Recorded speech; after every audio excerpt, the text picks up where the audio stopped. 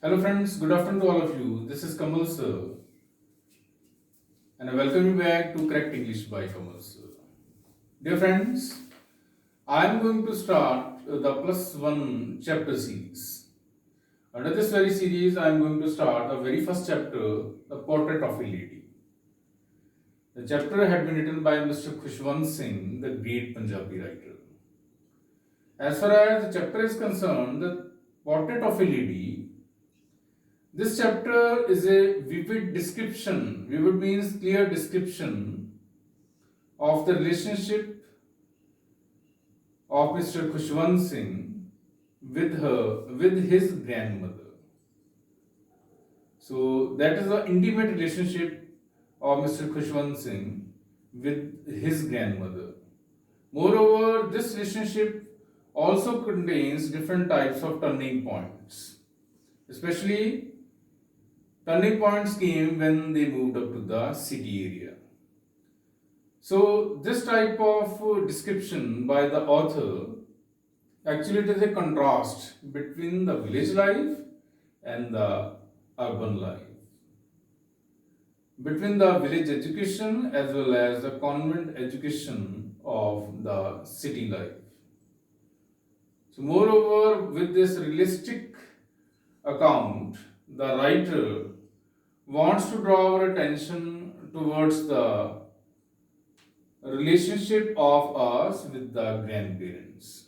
Actually, grandparents are not meant for orphanage, for old homes. Actually, they meant for our love. They are meant for our own homes. That is the main idea behind writing the story, The Portrait of a Lady. Now, I would like to start the chapter. The first point is the description of the grandmother. So, here the poet's grandmother was a short, old, and a fat lady. She had wrinkles on her face. She used to wear only one dress, that is, white color dress. In her white dress, she seemed like that of a divine beauty. So, grandmother used to tell the beads of her rosary. So, rosary, what is there? What is rosary? A string of beads used for keeping record of the prayer set. That is called rosary. In Hindi, it is called mala. So, our grandmother, she used to tell the prayers all the time. Moreover, the prayers were audible, inaudible prayers. Not audible, the prayers were inaudible prayers. So, as far as the appearance of grandmother is concerned, according to the poet Mr. Khushwant Singh, she doesn't seem that once she was a fair, pretty young girl, as far as her appearance is concerned. So he was surprised that could it be possible that she was once a fair and pretty girl. That was the thought of Mr. Khushwant Singh about her grandmother. So next step, main major is there, life in the countryside. Life in the countryside, it means in the village. So the parents of Mr. Khushwant Singh, they left Khushwant Singh along with their mother, means grandmother in the village itself. Countryside means in the village. So here, both of them, they started developing an intimate friendship with each other. Khushwant Singh along with her grandmother. So Khushwant Singh used to be get up by the grandmother early in the morning. Then she used to get him ready for the school. Both these personalities, Mr. Khushwant Singh and grandmother, they went to the school together. And when they reached the school, grandmother started reciting holy books, holy prayers, while sitting in the school itself. Sitting in the temple itself. And the writer started taking lessons from the priest. Since the school was attached to a temple, that's why grandmother used to sit in that very temple, reciting the holy scriptures from that very temple. When the whole education, when the day was over, the teaching was over, then Khushwant Singh, along with his grandmother, they started coming back home. And when they started coming back home, on each and every day, they met the stray dog, that too at the temple, at the temple door, at the door of the temple. So grandmother used to carry steel chapatis, means rotis. So usually she fed those very stray dogs at the temple's door. So it was a daily routine. He used to carry steel chapatis for those very stray dogs, and on coming back, on the dispersal from the school itself, she used to feed all those stray dogs. So that was a daily routine of grandmother. Next is, after some time, when the parents of author means Mr. Khushwant Singh, they got settled in the city. So they sent for both of them. Sent for means they sent a message for Mr. Khushwant Singh, their son, and their mother, means grandmother. So both of them had been called by the parents to the urban area, to the city area. So here Mr. Khushwant Singh started living a city life. As far as city life is concerned, it's not too much good. Here in the city life, Mr. Khushwant Singh had to be in the English language. Means since it was English school, so he had to learn the English language. So grandmother was not satisfied with the education that he was getting from the school, from the convent school in the city area. He was not satisfied with that type of education. The real problem was that there was no education on God, means there was no religious education. That was the biggest drawback according to the grandmother's mind. Moreover, she was also shocked when she learned that my own grandson, Mr. Khushwant Singh, he had been given the education in music also. Lessons in music also. According to grandmother, music is not meant for gentle folk. Gentle folk means for decent people. According to grandmother, music is meant for only either beggars or harlots. That is the occupation of either beggars, those persons who beg.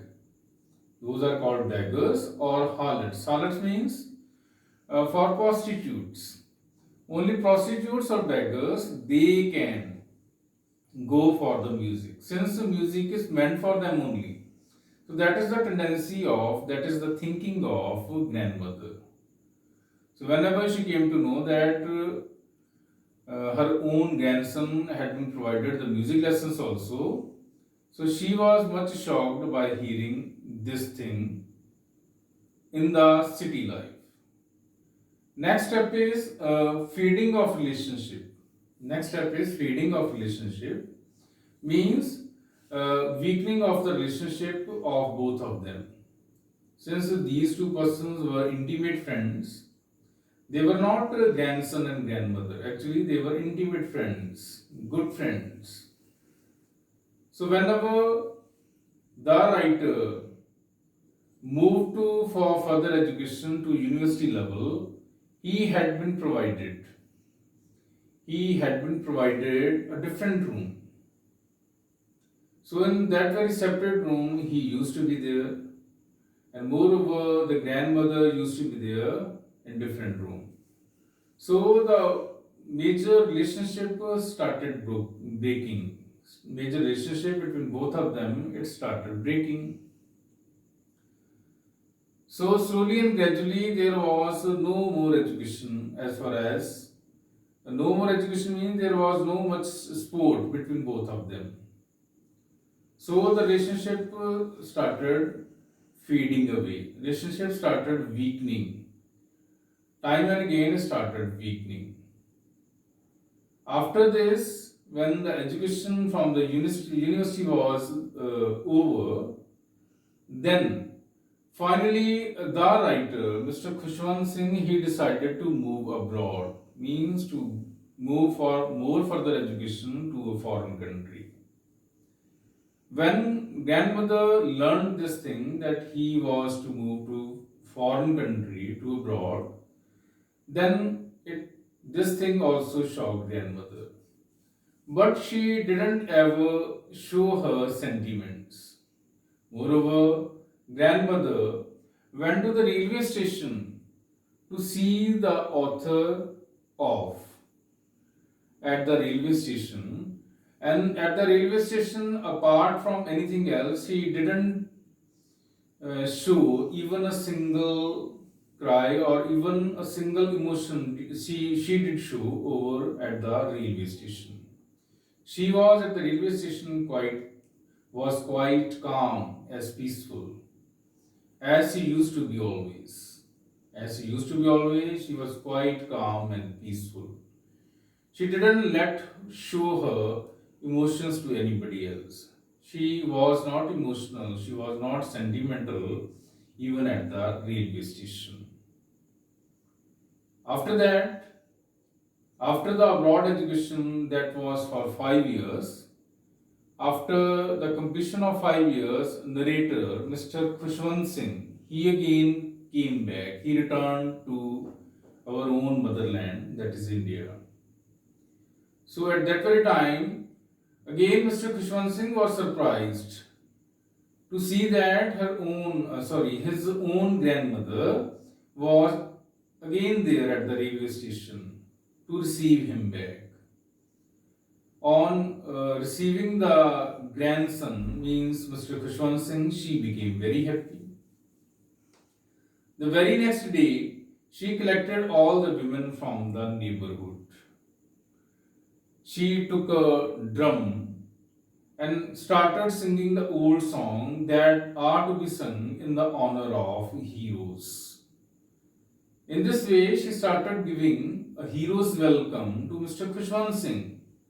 This welcome showed that she loved Mr. Khushwant Singh a lot. So, in that very happiness, she tired herself. She forgot that very thing that she was too much old. She didn't care about her old age. She tired herself, and in the very next day, the very next morning, she fell ill. The very next morning, she fell ill, and she said to the others that her end was near, her end came. Moreover, everybody was surprised, very much surprised, that why did she see that? But her end was near. She was near death. The death was approaching. It was the thinking of the grandmother. Moreover, the day before, that was the only day when the narrator reached home. That was the only day when the grandmother didn't recite her prayers for the whole day in the honor, in the happiness of Mr. Khushwant Singh. So that was the day only. So when she was there at the village, at the urban level, so there were no stray dogs. So she used to feed all the sparrows that are available. Since there is a breakage between the relationship, so she used to be with her spinning wheel all the time. So whenever she was free, she got half an hour free, even in the afternoon time. So that was the happiest hour for grandmother. Why was it happiest? Since she used to feed all the sparrows at the urban level, means in the city. In this way, all the sparrows became good friends of grandmother too. So now, grandmother lay in the bed and she started taking prayers. She started praying and telling the beads of her rosary. After some time, her lips stopped moving, and the rosary that was in her hand, it fell down from her hands. Now, this was a clear indication that she was no more. After that, all the good friends of grandmother, Khushwant Singh's grandmother, they came over there. Who were the good friends? The sparrows were the good friends. They just collected over the dead body. They just sat around the dead body, and that too silently, without making even a single chirp. CHIRP, that is the sound of a sparrow. This shows that even the sparrows, even the animals, they loved the grandmother very much. Moreover, at that very time, Khushwant Singh's mother, she just fetched some breads, bread means rotis. She just tore them into different pieces, and that very breadcrumbs had been provided to the sparrows, so that they might eat up all those very breadcrumbs. But the astonishing thing was that not even a single sparrow could touch that very breadcrumbs. That was again a good sign of indication and affection, good sign of affection and love towards this divinely figure that is called grandmother of Mr. Khushwant Singh.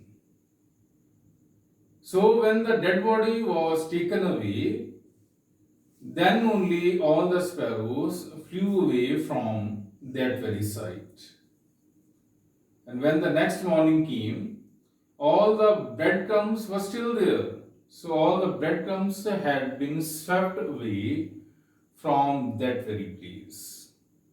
All the breadcrumbs swept away from that very place, and that breadcrumbs had not been eaten by the sparrows either.